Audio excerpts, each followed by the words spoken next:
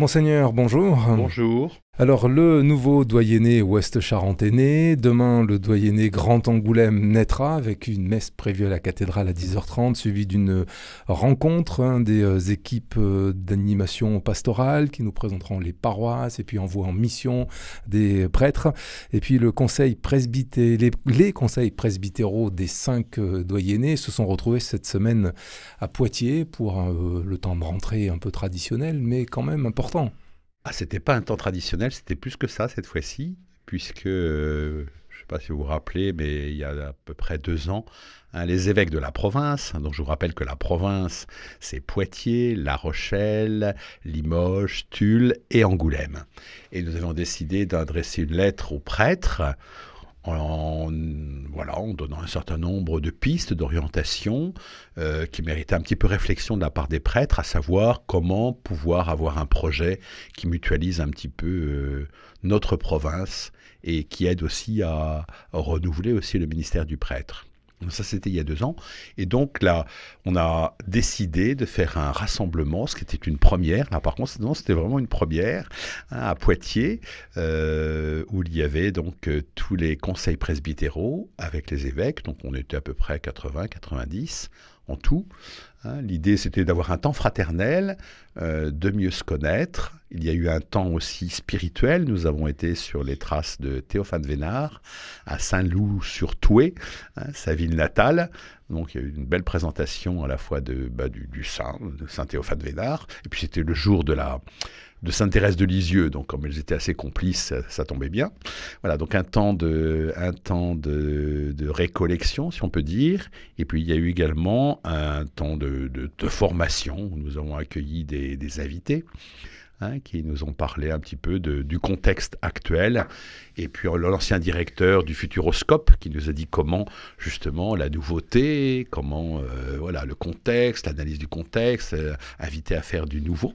Et puis nous sommes retrouvés aussi entre nous pour pouvoir voir s'il n'y avait pas possibilité d'avoir un projet, certainement dans l'ordre de la mission. Vous voyez, tous les diocèses se posent un petit peu les mêmes questions, à savoir la mission, comment justement peut-il permettre à une équipe de prêtres d'être un petit peu itinérante au sein de la province et de pouvoir répondre à des attentes missionnaires. Donc c'était un bon temps que nous avons eu ensemble donc à Poitiers, de rencontres fraternelles, de formation, d'enracinement spirituel et puis d'ouverture. Donc il n'y a pas encore de décision prise, mais ça avance.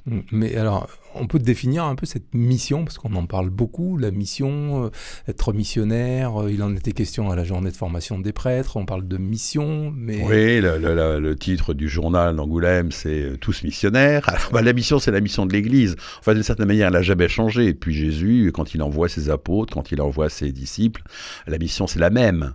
Mais comme le contexte change, il faut aussi toujours ajuster ce que nous avons à vivre.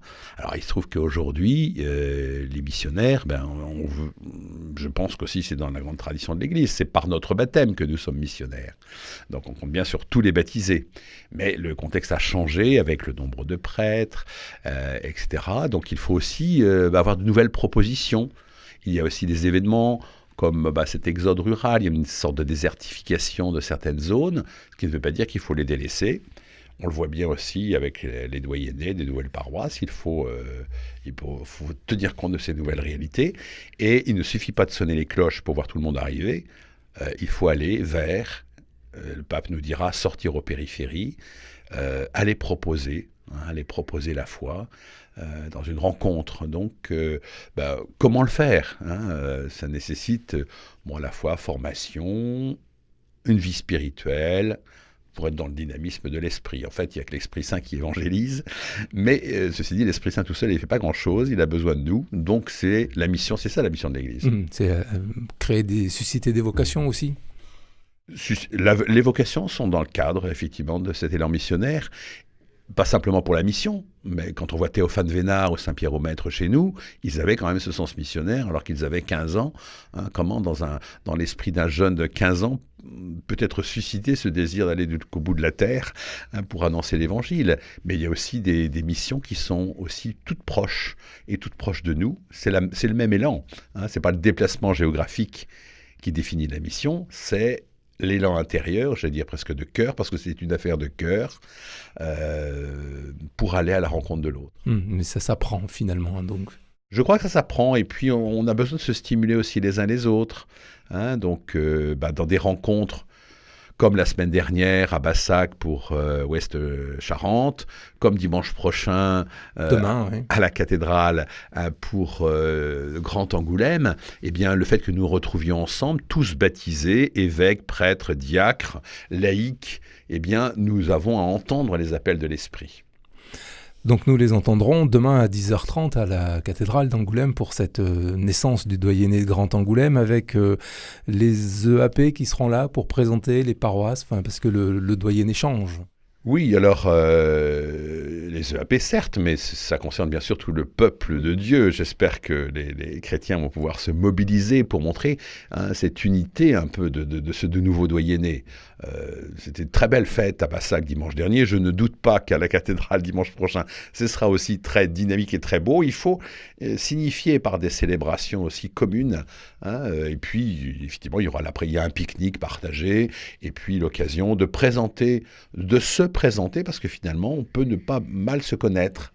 Et je crois qu'on travaille bien ensemble à partir du moment où aussi il y a des occasions de partager quelque chose ensemble. Oui, alors cette messe, c'est à la cathédrale à 10h30, mais la fête ensuite, c'est à l'école Saint-Paul. Voilà, c'est tout l'après-midi. Qui nous accueillera. Oui. Avec, c'est l'occasion aussi d'envoyer ceux qui auront la charge curiale, comme on dit. Oui, donc il y a un certain nombre de changements qui ont lieu. Je crois que on va installer d'une certaine manière, il y a déjà eu tous les prêtres, ceux qui ont une nouvelle charge curiale, eh bien c'est le Père Justin, au Sacré-Cœur, c'est le Père Patrice à Fléac, c'est le Père Claude à la Couronne, c'est le Père Florian. Donc ils ont déjà eu des messes qui les ont installés un petit peu dans leur lieu. Ceci dit, de se rassembler permettra de vraiment les envoyer en mission pour quelque chose de nouveau. Et puis, mais en même temps, ce que je voulais dire, et je le redirai dimanche, demain, c'est que à la fois c'est pour un an, puisque cette année est une année un petit peu de transition, où les communautés vont être amenées à réfléchir sur leur avenir, sur ce qui est bon, les évolutions nécessaires. Donc, vraisemblablement, il y aura un changement dans l'année. Donc, on peut dire que c'est une nomination pour un an, en attendant que que la configuration même, au sein même de ce doyenné Grand Angoulême, en particulier concernant les paroisses, on va voir si ça a besoin d'évoluer ou pas. Donc, c'est une première étape pour en parler finalement, avant de lancer le chantier. C'est une étape, c'est pas la première, parce que du coup déjà la configuration du doyenné a été aussi un accouchement. Mais là, on parle de naissance, donc il va falloir le faire grandir. C'est pas le tout d'avoir un nouveau-né, mais il faut après le faire grandir. Voilà. Merci, Monseigneur.